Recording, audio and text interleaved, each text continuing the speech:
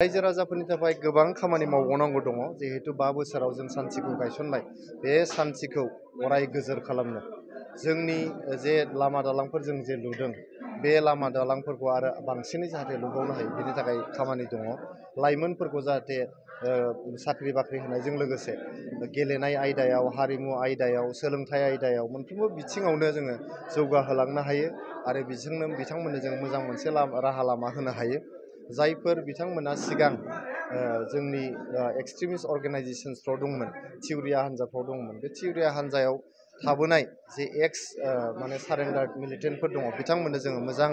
राहा लामा होनो हायो बिथांमोननो जिउ खांनायनि जाहाथे राहा होनो हायो बिनि थाखाय खामानि मावनांगौ दिनैहाय जोंनि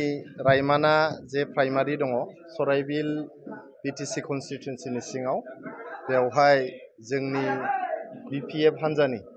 बड'लेण्ड पिपल्स फ्रन्ट नांगाल हान्जानिफ्राय जोंनि ट्रेक्टर हान्जा इउपिपिएलआवहाय गासै 66 सा मावथिफ्रा इउपिपिएलआव जइन जाफैदों बिथांमोना दिनै जइन जाफैनानै इउपिपिएल हान्जानि जानानै समाजखौ सेवा खालामलांनो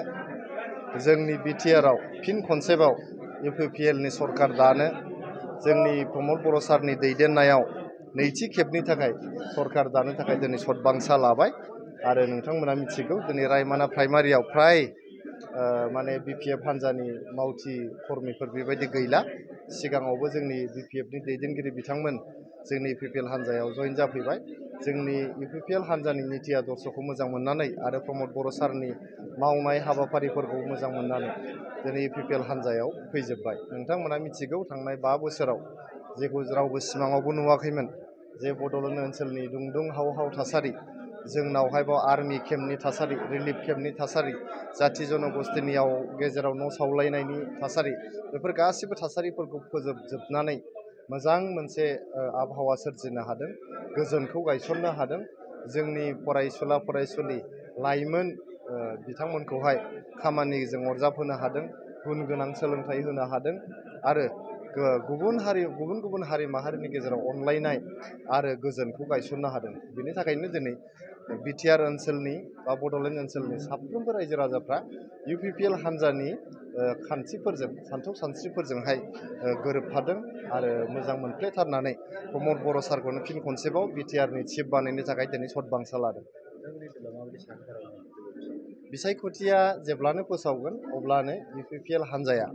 एबार सिंगल हेन्डेडलि एबसुलुट मेजरिटि लानानै बिटिसिआवहाय सरकार दागोन आरो प्रमद बर' सारा फिन खनसेबाव चिफ जानो थांगासिनो दं रायजो राजाफोरनि थाखाय गोबां खामानि मावबावनांगौ दङ जिहेतु 5 बोसोराव जों सान्थिखौ गायसनबाय बे सान्थिखौ अराय गोजोर खालामनो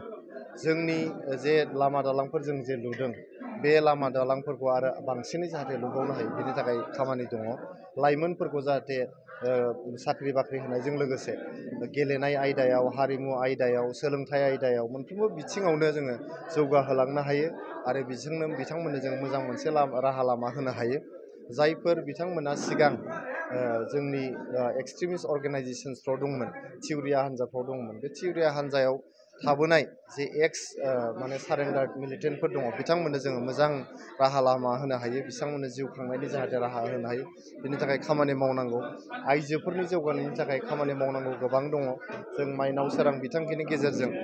आइजोनि सेल्फ हेल्प ग्रुपफोरनो 75,000नि प्रथम किस्तिखौ जों होनो हादों बिनि अनगायैबो जों गोबां बिथांखिफोर अनसाय बिथांखियानो जा गियान सोरां बिथांखियानो जा गोबां बिथांखिफोर लानानै आइजोफोर आरो स्पेसियेलि फरायसुलिफोरखौ जोङो जौगाहोनो थाखाय हाबाफारि लाबोदों दा बेफोर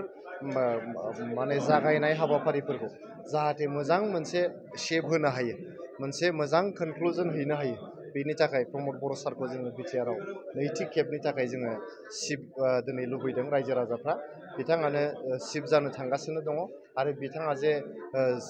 सोरगिदिं मोजां हाबाफारिफोर लानानै जोंनि रायजो राजाफोरखौ मोजाङै जे सेवा खालामबाय बोसोरबानि थाखाय फिन खनसेबाव बिथांनो बोसोरबा होनानै बिथांनि सेवाखौ जों आदाय खालामनो लुबैदों आरो बिटिआर ओनसोलनि सोरगिदिं जौगानायनि थाखाय दिनै बिथाङा मोनसेल' मुं बेनो जाहैबाय प्रमद बर'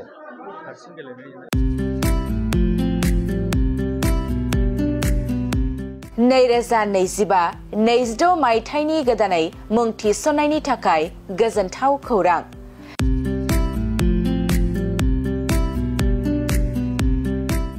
क'क्राझार सहरनि साखाथियाव थानाय थिथागुरि मानास पाब्लिक स्कुला गुनगोनां सोलोंथाइ बोसोरनि नार्सारिनिफ्राय थाखो 9 सिम फरायसा फरायसुलिफोरनि गोदानै मुं थिसननायनि खाबुफोर होगासिनो दं।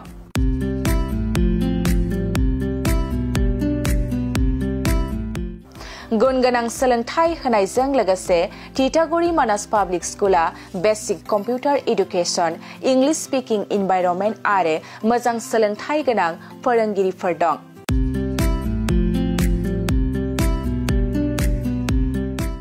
आरो फरायसा फरायसुलिफोरनि थाखाय सोलोंथाइ लानायजों लोगोसे योगानि खाबुबो दं। लोगोसे मोजां सुबिदा जानाय बादि हिनजावसा आरो हौवासाफोरनि थाखाय हस्टेल थानायनिबो खाबु दं।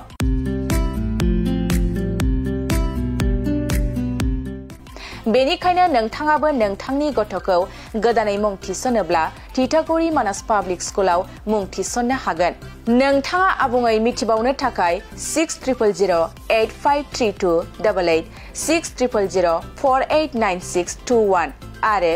9101008849 जानबुं नाम्बाराव खौरां लाहरनो हागोन।